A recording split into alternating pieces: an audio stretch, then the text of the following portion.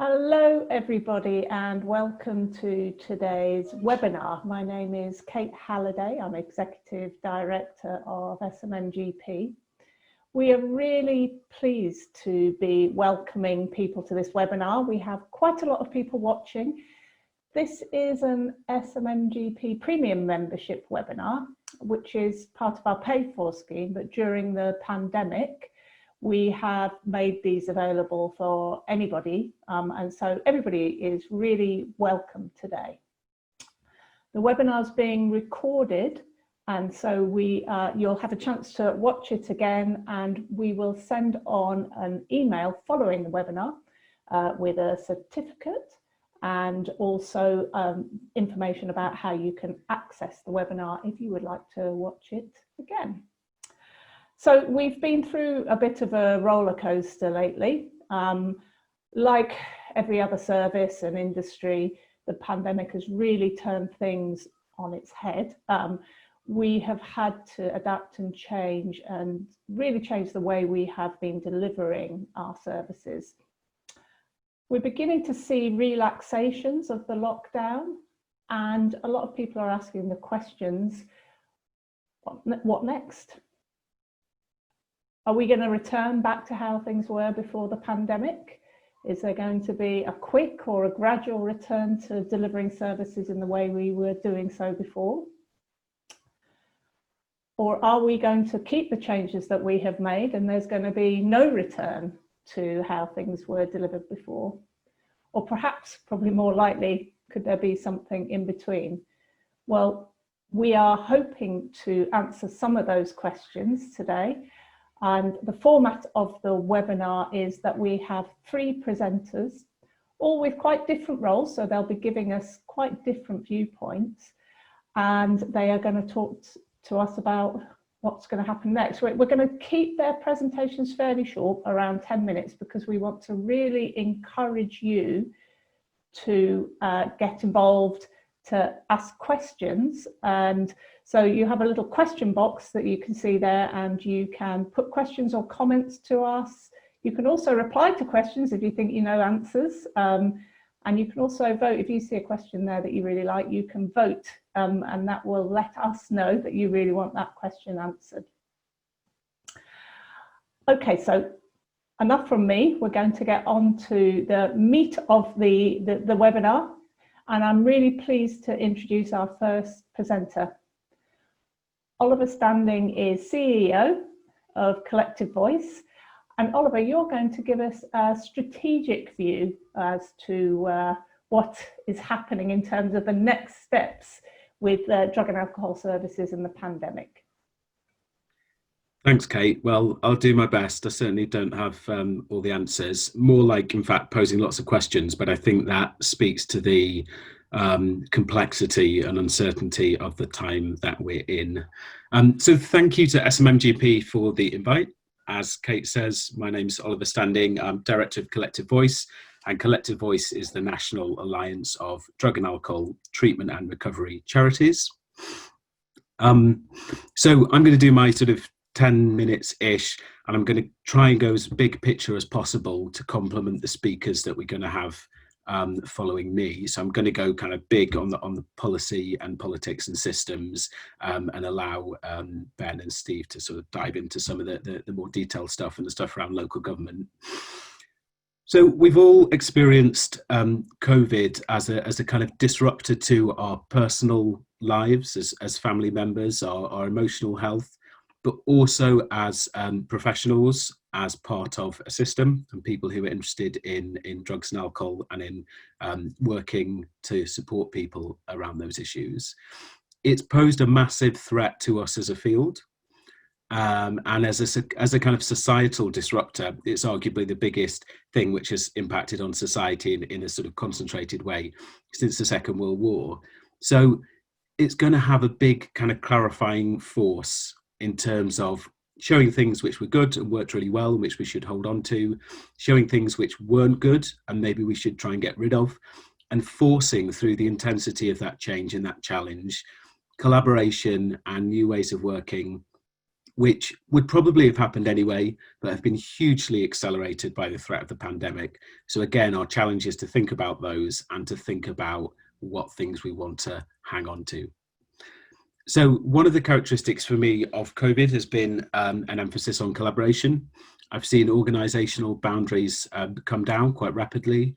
I've seen people being in Zoom meetings and pledging to kind of share resources and share staff even, and think about how organisations can work together in a way which would have seemed unthinkable before the pandemic. Very close working with PHE and some partners in central government as well. So it's really driven people together, the sense of an existential threat. I think the challenge is that as the sense of an existential threat recedes, as it kind of has half done at the moment, the appetite for that radical collaboration will recede correspondingly. Now, the threat of a second wave, either on a sort of national level or perhaps more likely at local levels in different parts of the country, is hanging over us. That's kind of a spectre. So that will disrupt things further when that happens. And some of those changes, which others will outline in more detail, the two most obvious have been the changes around kind of OST provision and remote support and digital support. Both kind of forced on us, but exciting and interesting.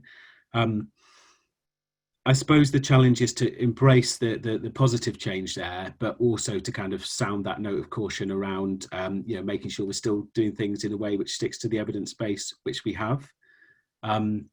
And in terms of what the new normal will look like, maybe that learning, maybe that change will lead us to a place where we can adopt a more kind of personalised way in delivering care and support to people in accordance with their needs. So going up to the level of kind of public spending, I think when I look to the next 5 years, the biggest question on a broad canvas level is what is going to happen with our public finances. So we've seen a level of public borrowing which is unprecedented. I know the usage of the word unprecedented has now itself become unprecedented, but you look at the graphs from the Institute for Fiscal Studies and people like that, and it is very, very striking. More money's already been spent than all of the quote savings from the decade of the pain of austerity, and there's a huge amount of public debt as a result. Now, the cost of public borrowing at the moment is very low, so that is encouraging the borrowing. But more importantly, I think there's a political census to borrow. There's a sense that COVID is a sort of act of God, if you like. It's something totally outside of our sphere of expectation. So even people like Ian Duncan Smith, not traditionally a friend of our field, has said, the public spending accrued as part of the COVID effort shouldn't be seen in a normal light. It should be seen as something akin to a war debt. So we don't have to worry about paying it back for decades. So, for someone who's pretty steeped in conservative kind of worldview, and that would include public spending, that is significant. So this debt is likely to be seen as something quite different to normal debt accrued around public spending. I think a lot will come down to the speed of the recovery, or economic recovery, I mean. And economists are talking about, will it be a U-shaped or a V-shaped recovery, i.e. a U-shape being lots of time at the bottom in the bad area, a V-shape being a sharp bounce back. And if it is a V-shape, obviously that's better for our economy, but it's also better for our health. And I think part of the post-mortem will be looking at the role of public health. And it's a funny time, of course, because after many years of feeling public health services have been overlooked or undervalued or underfunded, of course, once we get into the territory of a pandemic, public health and infection control is sort of, top of the agenda. So we might see an appetite to fund more stuff around pandemic work and infection control. Whether that will then cascade down to other public health priorities in terms of funding and commissioning, like drug and alcohol support, we don't know. There's going to be political scrutiny of Public Health England. We know that the Prime Minister said that in terms of kind of its role in the future. And then the big opportunity in the policy arena at the moment is the Black Review. So part 2 of that has gone live just this morning. And that is, I think, is going to be the biggest opportunity in our field on the policy side around commissioning and funding arrangements for about a decade. So it's really important that I think everyone that's on this call thinks if there's a way they can kind of feed into that review, it's going to be looking at funding, commissioning, and essentially how the centre can kind of exert control over local areas in terms of their oversight of drug and alcohol treatment systems. And yeah, it's therefore very important. The terms of reference is going to go up later today. So I think that would definitely be worth looking at. And there's a chance to put in written evidence until the end of July. So I definitely encourage people to do that. If you're not in a position to kind of do it yourself, but you'd like to contribute, please contact Collective Voice or myself. Tweet me, LinkedIn, it doesn't matter, because we will be sort of collating a lot of evidence. So really happy to feed stuff in. And then the question I often try and ask myself is, what does a healthy system look like? And I think if COVID's taught us anything, it's the importance of collaboration. It's the importance of stepping outside of our immediate frame of reference, trying to take that helicopter view and seeing the field we work in as a system, which is complicated, is full of interrelated components, is full of messy things, human relationships. It's full of agendas, different political ideologies, different funding streams. We've got interfaces into the mental health field, into criminal justice, into housing and homelessness. And it's hard. The stuff we do is really complex. And I try and ask myself that question, not what should Collective Voice do, although I do ask myself that question quite often as well. But, up here, the sort of godlike view, what does a healthy system look like? And I think there's some encouraging stuff on that front. We've got a new commissioning structure, which is emerging kind of as we speak, that's sponsored by the Local Government Association and the Association of Directors of Public Health. From my point of view, that is absolutely brilliant to have an organisation there which can sort of bring in and collate and organise some of those commissioner views and expertise, and we'll definitely be working with them. Collective Voice has got good alliances with other sort of advocates within the system. So we work with the NHS Substance Misuse Providers Alliance, we work with SMMGP, AdFam, Making Every Adult Matter Alliance. So I suppose I'm just saying there is some good stuff out there in terms of a kind of system advocacy, relationships and architecture, if you like, which hopefully when that's sort of lined up with potential changes around the Black Review and so on, can bring about some positive change. The other area which is absolutely essential, of course, is the voice of lived experience. And I think there's there's obviously lots of fantastic organisations doing stuff in that space, whether advocacy or actually running services. But because there are multiple organisations, it's less obvious where one would go to kind of one point to get that voice. I think that's perhaps an impossible task. And then just lastly, there's a perception, COVID's given us a perception of charities. We saw when the Chancellor announced in April the 750 million funding for charities, he talked about needing the gentleness of charity in our life. There's still a disconnect in political discourse and I think in public discourse with the reality that charities deliver lots and lots of really critical public services to very, very vulnerable people and therefore deliver life-saving interventions. I think people still don't get that, the fact that charities actually do that. And just lastly from Collective Voice, we've got a bulletin on our website, please sign up to that. We're on Twitter, please do follow. And as I say, stuff around the Carol Black Review, do get in touch if you've got any thoughts. Thanks very much. Thanks, Oliver. And it is really good to hear that, the larger view of things, because it's very easy, I think, when you're kind of on the coalface to miss some of that and just concentrate on what's right in front of you. We've had a couple of questions, but something sent in before the webinar, with someone having concerns about the move to online working and home working being an opportunity to make cuts to services. This might be a good question for our next presenter, who's a commissioner, but have you got any thoughts about that? Well, I think that person is absolutely right to ask that question and to have it as a worry in their head, because if we do go into turbocharged austerity 2.0, more cuts will be made to our field. And local government will be put in a very difficult position, because they will have to find savings. And yeah, that person's absolutely right. People will go, oh, well, hang on, do we need those buildings because everyone's working fine from home? Do we need all that costly motivational interviewing in CBT and key working? Can't we just do it all over the phone and through tablets? And I think the answer to that is no, we can't do it all like that. Just because everyone is coping with the stuff that COVID has forced on us doesn't mean it's all sustainable. It doesn't mean it's all appropriate. We're coping because we're all really dedicated to our jobs and dealing with a lot of challenge, basically, and have done a great job in helping people.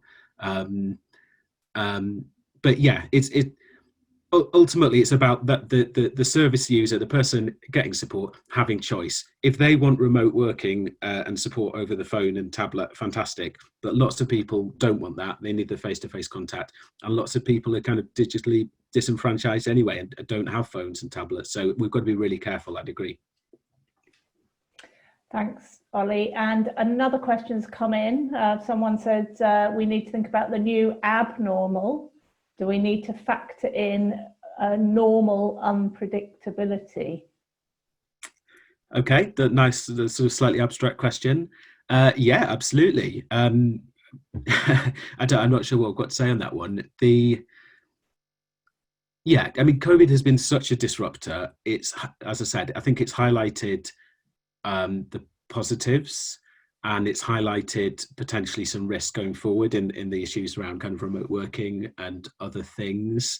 Yeah, I mean, when it comes to like the new abnormal and kind of complexity theory and stuff like that, I think there's the overall kind of the mood music is a recognition that it's hard to specify targets and kind of KPIs in this area of work, because the reasons why people develop drug and alcohol problems in their lives are complicated, multifactorial, usually go back to really significant life experiences around poverty, trauma, social exclusion.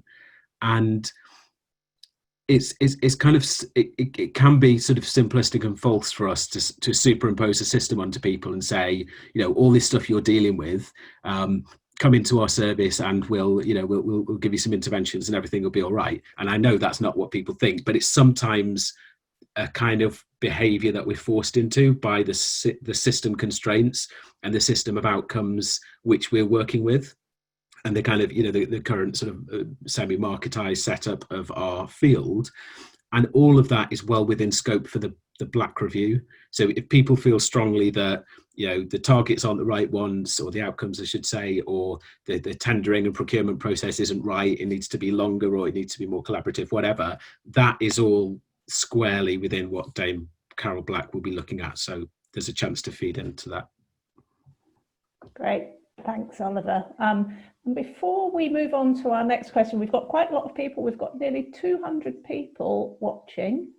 So we're going to ask you a question, as in you, the audience. We just want to know what sorts of roles people are in. And so we've got plenty of people voting here. Okay, thanks everybody. I'm going to finish it there, and hopefully you can see the results. But what we can see is that around 20% of you are doctors, about 12% of you are key workers, about 19% of you are nurses, 4% are pharmacists, 9% are therapists, and we have 37% others. So thanks everybody else who we haven't given the correct job title to. And I will now go on to introduce our next presenter. I'm really pleased to have a commissioner to talk at this webinar. I'd like to introduce Ben Hughes, who is your Head of Wellbeing and Public Health at Essex County Council, and you've had a long period of time working within the drug sector in a variety of roles, Ben, so I think you really understand the sector well. So over to you, Ben. Thank you, Kate, and thank you, SMMGP, for inviting me to present today. Yes, as Kate indicated, I'm Ben Hughes. I'm the Head of Wellbeing and Public Health at Essex County Council. I am one of those rare breeds, I think, nowadays. I used to be a DAT coordinator, and I've been commissioning drug and alcohol services since 2000, and I've been working in the field for longer than that.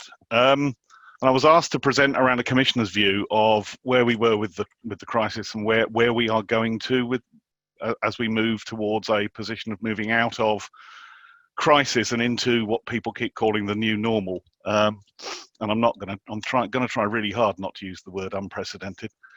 Oliver used it. I'll steer away. When we entered the crisis, as a commissioner working in local authority, we were directed to start putting in place some significant business continuity and system management processes. And I think one of the things that really struck me was how well our system in Essex, and talking to colleagues across the region, the Eastern region, how the system responded so positively to the provision of services to this particular vulnerable group. And I think if there's one thing that's come out of this, the ability of me to move from daily meetings with the system to weekly catch-ups with our treatment system, and to be reassured that the treatment system was operating effectively and serving the needs of those that were seeking support, was really reassuring and very positive. I think we have got good relationships in our local area, and I think we have a system that works well together.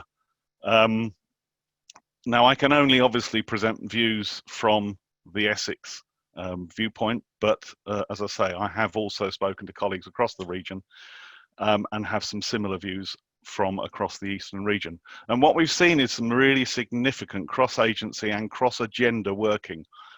I also commissioned the housing-related support services and have been leading on the rough sleeping agenda, and have seen how a number of agendas have pulled together to work effectively with individuals who have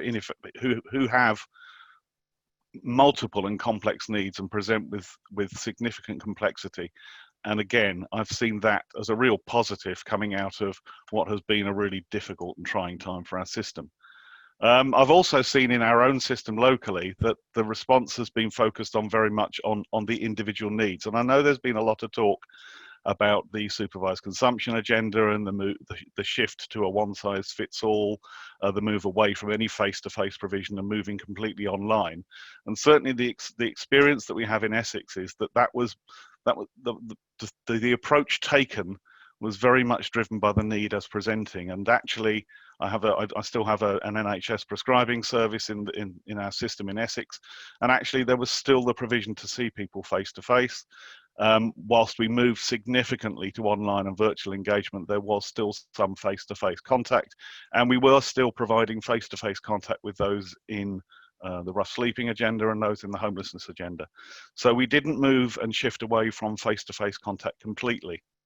But one of the things we heard back from clients and from service users and families was the positive feeling that they had around the ability, or their feelings that they were being trusted more to engage more effectively with treatment, and the shift away from supervised consumption and the move to sort of daily pickup or twice weekly pickup, or in some cases over longer periods of time, was actually viewed quite positively by the clients. And we're developing a different system in Essex, whereby long term we're moving to a system whereby service users will actually be commissioning services in the long term, and I can answer questions on that should anybody have it. But actually, we've got really good engagement with the service users across our system, and there was a fairly genuine positive feeling around the way that the system had engaged with them. Anecdotally, from services, we've heard that there has been better engagement with service users. We're still awaiting responses to a survey that we're running with service users, carers, and families across the system. But we did survey the whole of our treatment system. All of our service providers' staff were surveyed by us as commissioners with the support of the service management team. And actually the feedback from the services was fairly positive around the way that they had managed and that the way they were supported to do their jobs more effectively in a very difficult and very trying time.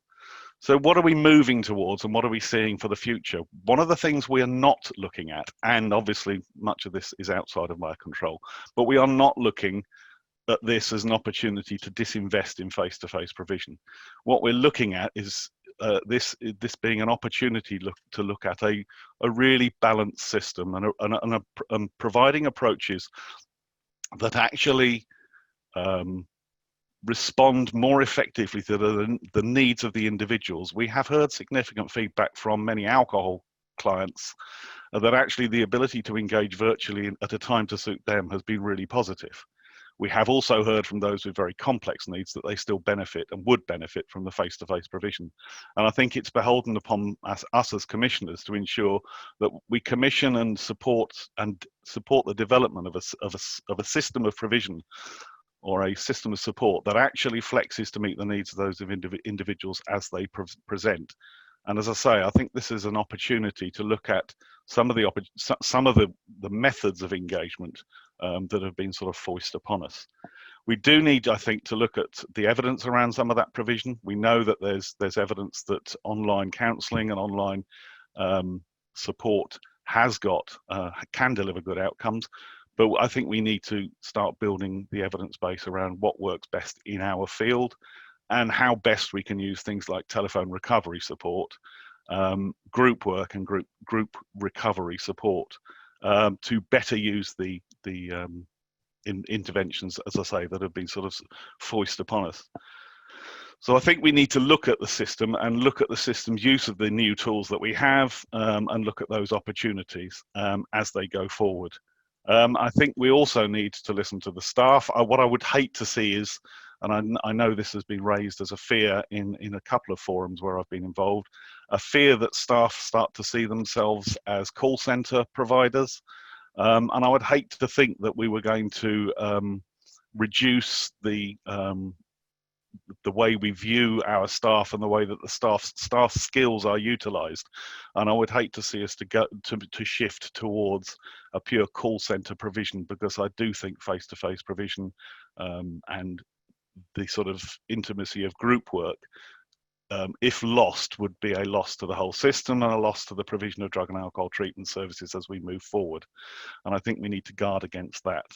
I think one of the big positives that we need to really grip and hold on to is that working with others outside of our agenda. I think we need to ensure that the positive cross-agency and cross-agenda working with the homelessness and rough sleeping agenda, with the mental health agenda. It would be lovely to have effective dual diagnosis services as a step out of this provision, but also working with the police, with community safety provision, and also with the NHS provision around hospital and A&E provision. I think some of that joint working that started as a response to the crisis, we need to really hold on to that and take that forward into what will be the new abnormal or normal, depending on which way you view it. And I think I will stop there and take any questions. I think some have come in. Thanks very much, Ben. Yes, we've had lots of questions coming in for you. I'll start off with one. I'll give a couple of questions to you, but if I don't ask, there's still going to be time at the end for people to pick up questions. So if I don't ask your question, it doesn't mean that we're not going to address it. Okay, so somebody's asking you, what do the responses of treatment services tell us about what the figural drives are in the sector? They're saying, I've heard lots of conversation about drugs, needle exchange, drug trends, prescribing, alcohol need, and less about well-being. It's all valid, but I wonder whether well-being is not as figural as maybe it could be. I think well-being is key to the whole agenda. I think, apologies if it's not been explicit, but I think it's implicit across the whole provision. I think we fail to measure individuals' well-being at our peril. And this feeds into a question that was asked around target, or a comment that was made around targets and performance measures. And certainly in Essex, we're looking at measuring how people feel and how people are managing and how well they are generally. And I think we, as I say, we ignore that at our peril. Okay, thanks, Ben. And I'll ask one more question, which is, how do you get, as a commissioner, how do you get intelligence about what people actually receiving the service think of the services? Is it via treatment services, or do you have a way of actually going direct to service users to find out what they think? I mentioned this very briefly in my presentation. In Essex, we have set up a charity called the Essex Recovery Foundation, and the Essex Recovery Foundation is a shift by Essex to move the commissioning responsibility away from the local authority and to empower the community to commission their own services. The Essex Recovery Foundation was set up. The work to set it up has been going on for 5 years. The charity has actually been registered at the beginning of this year. The board of that charity comprises 2 bodies. One is the board of trustees, and at least 2 of those trustees are service users from our own treatment system.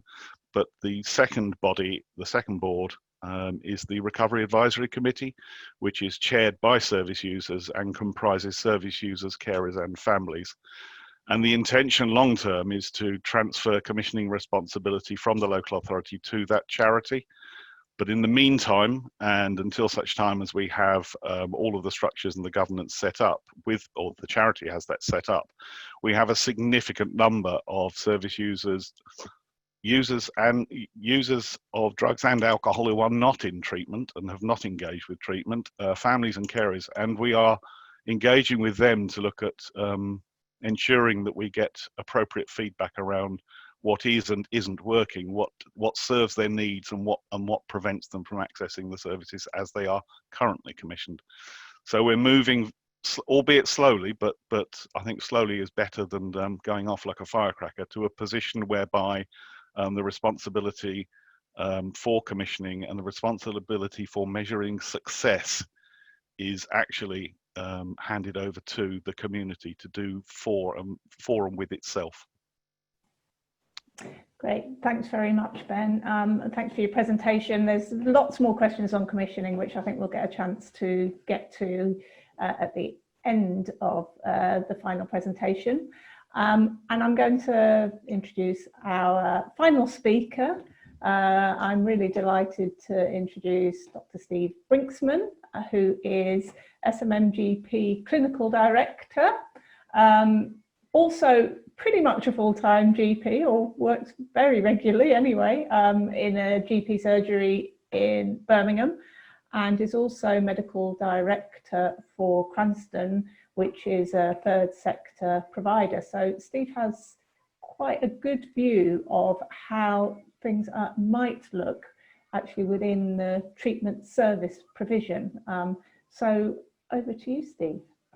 Thanks, Kate. It's nice to be here again. Do you know, I want to go through some of the impacts that we've had, and obviously one of the things that we put in the initial blurb we sent out was looking at some of the benefits.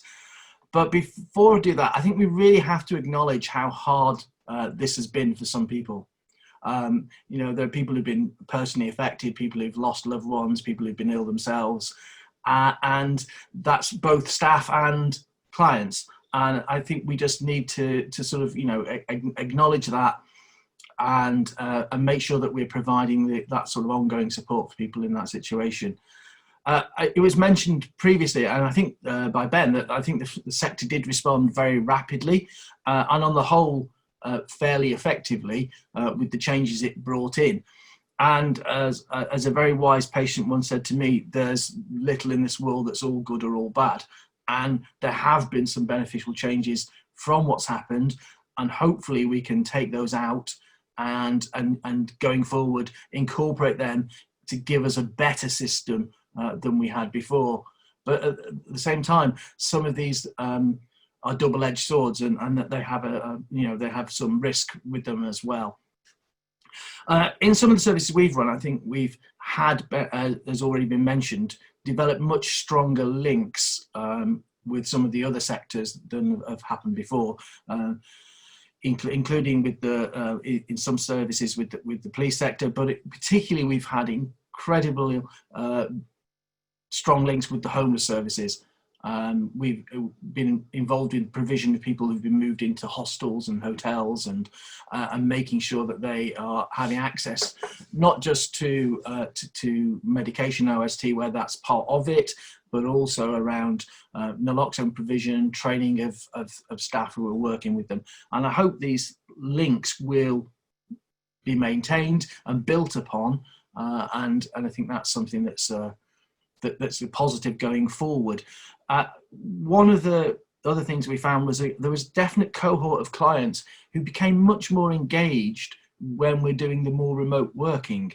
And this seemed to be often people who we would have classed otherwise as being fairly stable but not making a lot of progress. And they seem to have benefited from the being able to time the interventions, being by phone or by video, not having to come into services, which I think, you know, we often forget is a major disruption on people's life, having to get yourself to a treatment centre for those regular reviews. And I think that's reflected in the regular high numbers of do not attends that we all get in services. And I think, you know, that's perhaps something we need to start addressing. Sometimes people are hard to reach, but sometimes we're hard to reach. And I think we need anything we can do to make that easier for people is useful. And I think this flexible working has been a lot of benefits from this. Lots of increases, obviously, use of technology, and alongside that, some environmental benefits, which we should acknowledge. Less driving, less travelling, less use of public transport as well, less heating of buildings and so on, and some cost reductions and financial benefits to services that have come alongside that.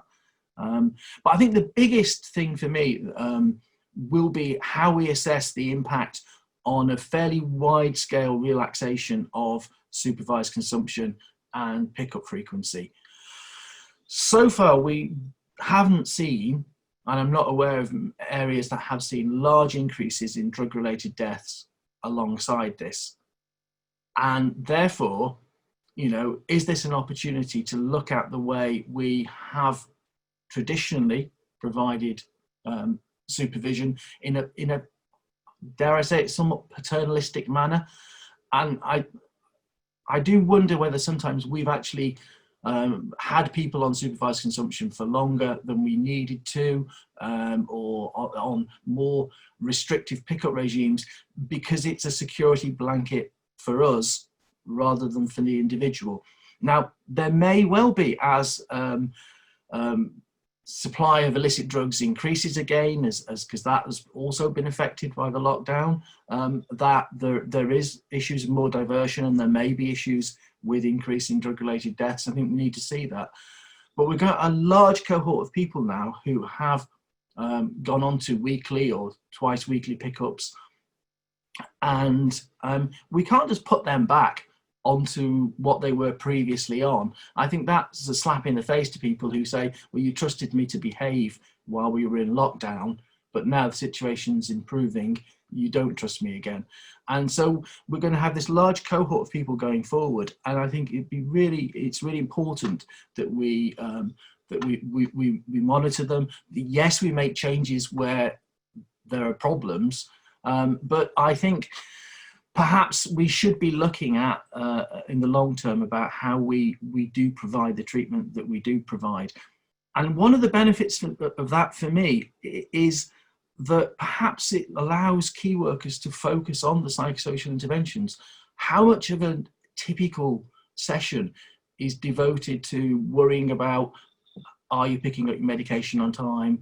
Are you having supervised consumption, and so on? And interestingly, I know some areas, particularly in the devolved regions, I think in Wales particularly, there was a big push towards using depot buprenorphine implants. And again, that's an opportunity to free up key workers to start to actually do the work that's important, the work that actually makes the changes. you know, I don't think anybody ever got better because of OST, but sometimes OST gives people the opportunity to do the work that gets them to improve and make those long-term changes. So alongside all of those benefits, we do have threats that come along with that, and I worry, you know, how we may be affected as we move through into the next phase. Obviously, as both Ben and Oliver mentioned, local authorities, you know, are still paying the price for a decade of austerity, and they have they've had massive reductions in their budget. And, you know, there may be a threat that some of them will see the changes that have taken place and may become embedded in services as an opportunity to reduce funding. That would be completely wrong, and it would threaten a lot of the good work that's already happened. But you can understand how a cash-strapped local authority might actually think about doing that. I also wonder, lots of people talked about the benefits of working from home and the benefits of using the technology. And obviously there has been quite a lot of that. I can now join meetings in London without spending the entire day getting down and back. But alongside that, you know, there is increased isolation. Working from home isn't always wonderful, people. You know, it doesn't suit everybody. How many people get the benefit from the peer support and talking to their colleagues and going into work, taking them away from a situation at home that might not be as pleasant as it is for some of us? And I think we need to acknowledge that isolation and perhaps reduced support for some of our staff may be something that we need to address. And alongside that, I mean, the temptation, if you're working from home, to use that as a sort of substitute for having childcare. And actually, you know, the services and the importance of the work that's going on that we deliver, you know, people need to be focused on that. And it's not, so working from home is great, but it has to be done in the right way. I also have a little worry about the IT security. If I'm doing a session with a client and they come in and say, do you mind if I film this?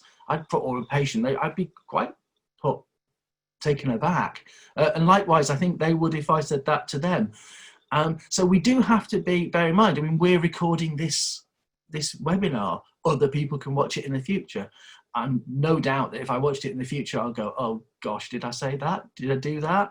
Do I really look like that and sound like that? So I think, you know, we have to make sure that we, alongside this technology, we put in place the assurances for people. But at the same time, we have to record information, put that in case notes. So again, there is some benefit there, but there's some threat and some risk with that as well. And we've got to manage that. And alongside that, there's obviously the threat of a second spike and how we might manage that. Or if we're in an area where there becomes a localized lockdown due to a localized outbreak. So again, services, these are threats to, we may be starting to move into having services more readily available, and that then interrupts that again.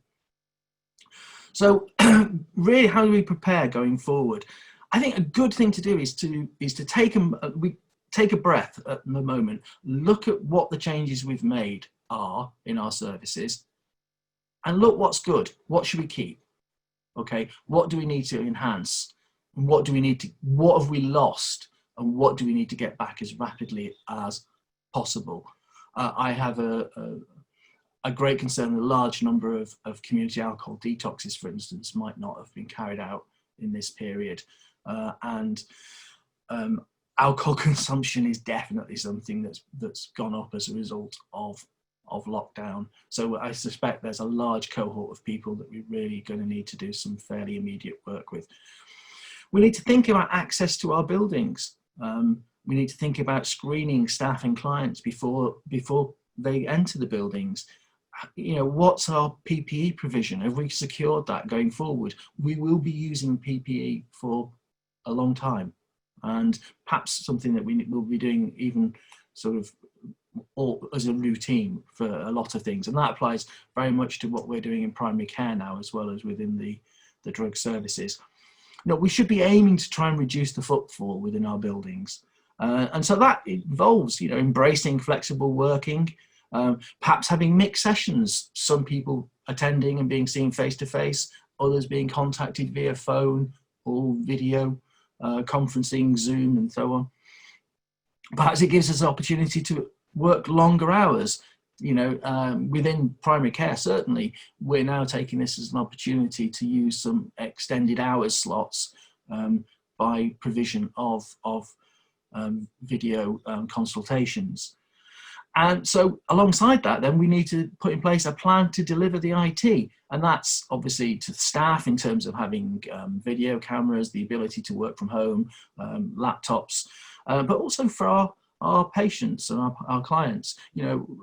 There are some who will, as the people have already mentioned, been very much technologically disenfranchised. So should we be considering, providing people with phones, with tablets, ways of contacting us? And alongside this, as I've already said, we need to have in place some psychological support for our staff who are coming back, bearing in mind that some will have found this process much more traumatic than others, and bearing in mind there will still be staff who are at significant risk if they were to get COVID. So how we, will there be people who are better suited to working from home because that helps to protect them and their own health. But the most important thing, I think, in this is that we need to individualize treatment as much as we can. We need to move away from the one size all fits all approach. We need to look at each individual's risks and benefits and work with them, offering them a range of options of what will work best for them. And I think if we can if that becomes that more individualized approach becomes the outcome from this, then I think that will have been the most and biggest positive for me.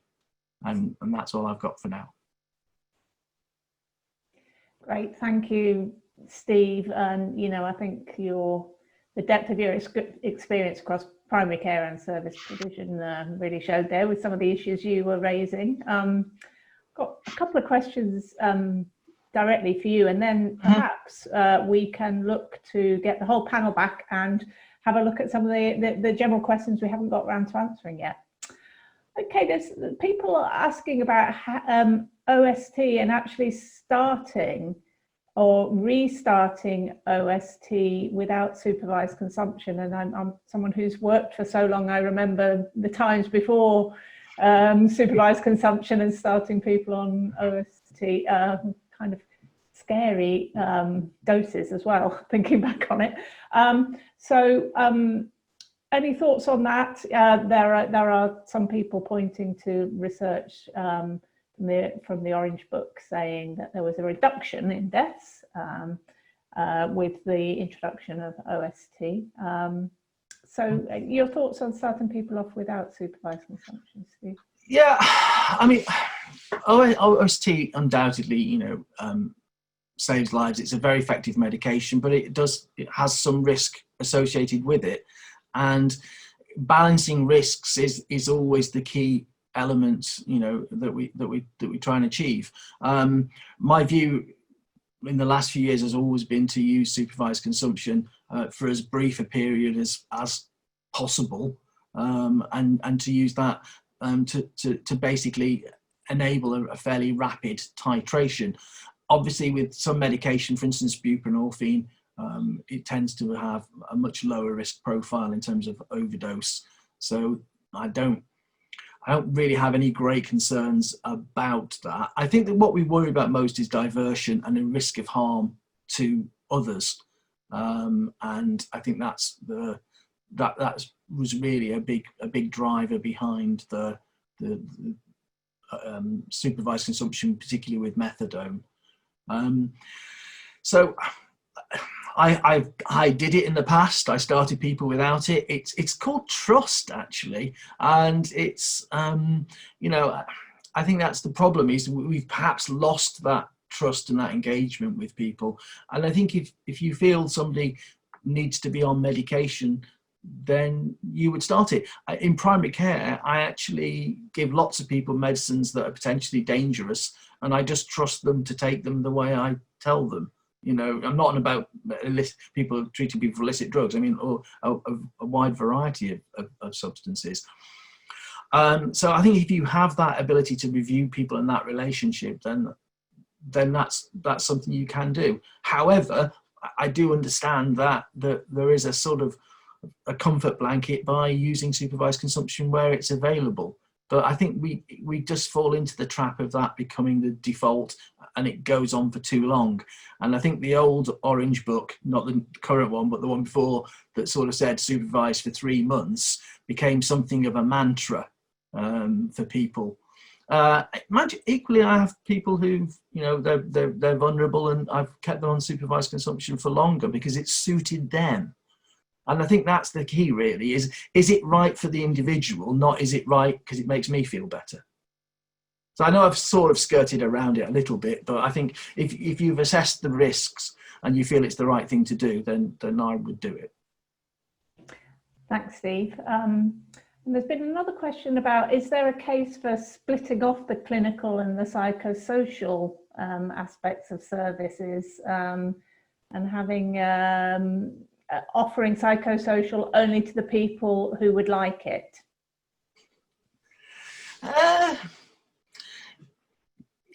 Actually, I think there is, but it's how you. I mean, people have different journeys, and not everybody wants everything all at the same time. So as long as you have a way that people can be regularly reviewed, and the offer is still there, but sometimes people don't know that they want it until they get it. So I think if someone's been in services for a long period of time and they've had psychosocial interventions and they don't really seem to be benefiting from that, and they don't want to continue that, then I think it's not unreasonable to have a cohort of people who continue to have OST and are monitored from the medication point of view, but aren't constantly having to go through what they see as hoops and sort of paying lip service to psychosocial interventions.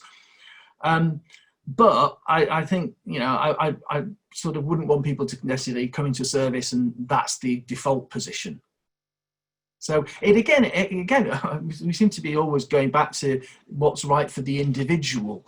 And that involves lots of assessment, lots of discussion with, and asking people what they want and why they think that might be of benefit. You know, you've got to reflect back to people, you know, what you want is and why you think that will help. But at the end of the day, that's the key thing, is to work with people as individuals rather than saying this is what we do as a service, like it or lump it.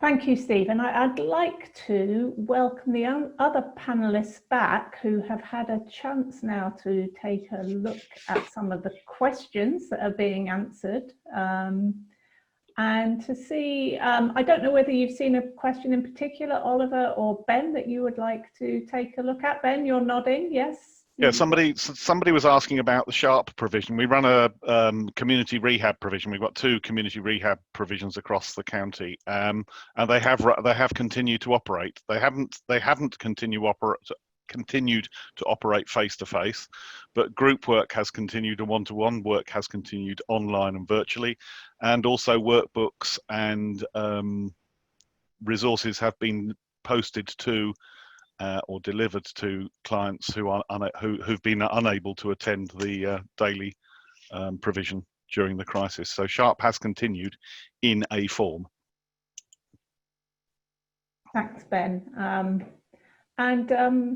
Oliver, a question came in specifically about collective voice, and just talking in general, because you were doing the high level talk about the commissioning system. And suggesting it's quite wasteful and it's led to fragmentation. I don't know whether you've got any views on that or whether you want to comment on that.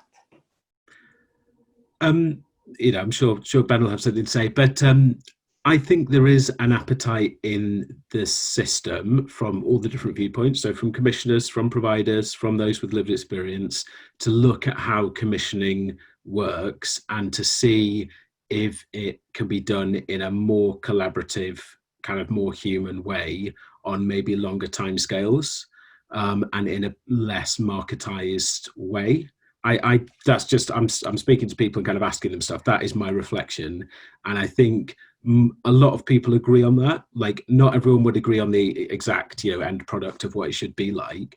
But I think, we're living through the effects of decisions made in that kind of new Labour, new public management era. Quite targets driven, quite outcomes driven. And I'm not, that's not a criticism of that whole regime. There's loads of really good stuff came out of that.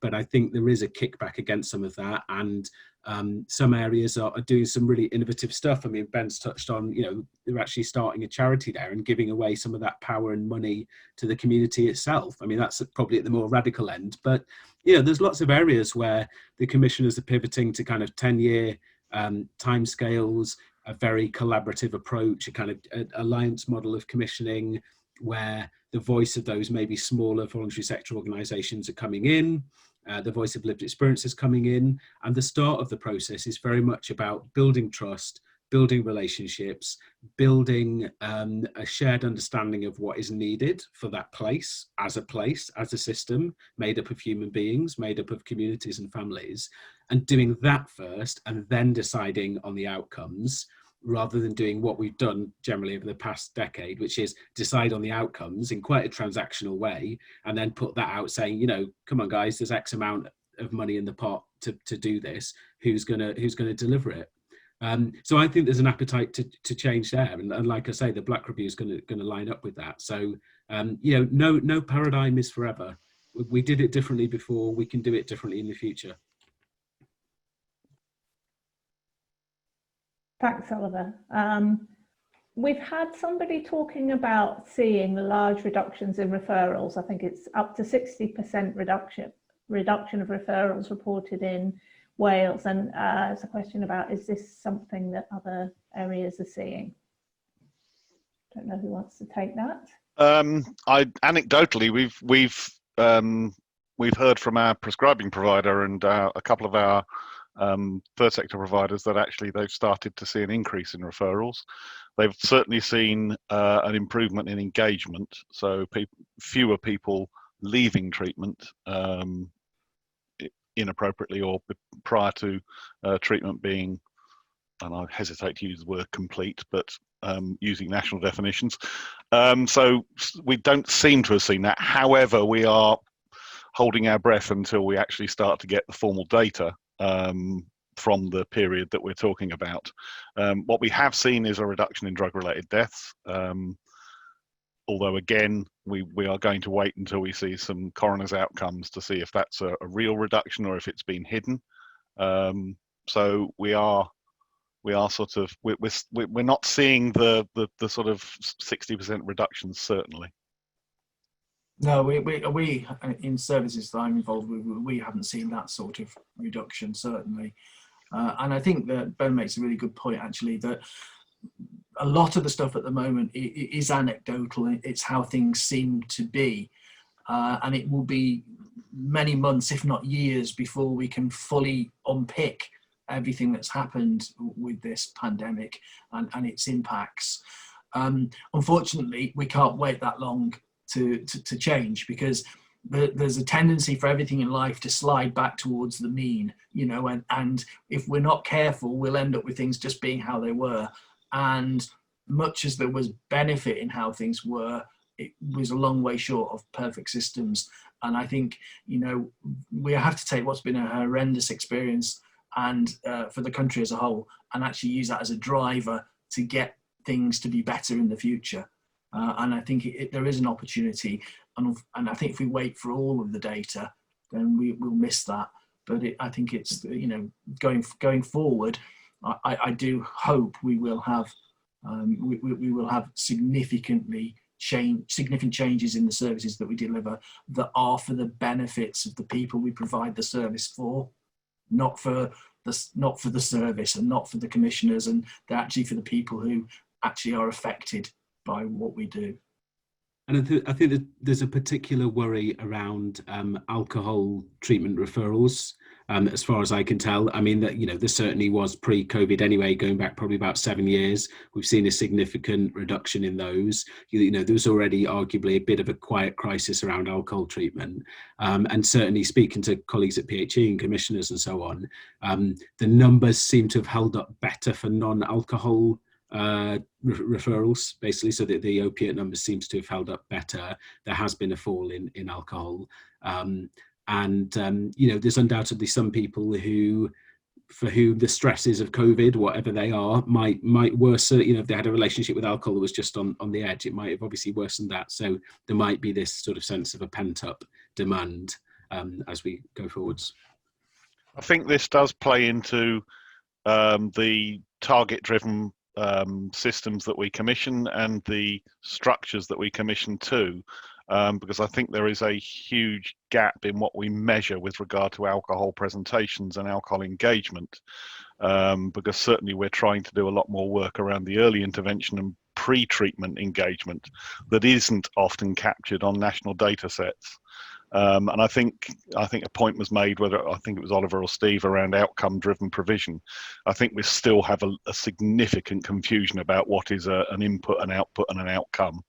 And I think if we can actually start to understand far better what the outcomes are that the community want to see and individuals want to see, and deliver those outcomes with and for them, rather than simply the process of counting beans that, having been a commissioner since 2000, has been a slightly painful process. Thanks, everybody. We've come to the end of our time, so I'd like to thank everybody for the questions and comments. We've been getting some really interesting communication on the questions box. Sorry if we haven't managed to get round to answering all the questions. We have had quite a lot of people on the webinar.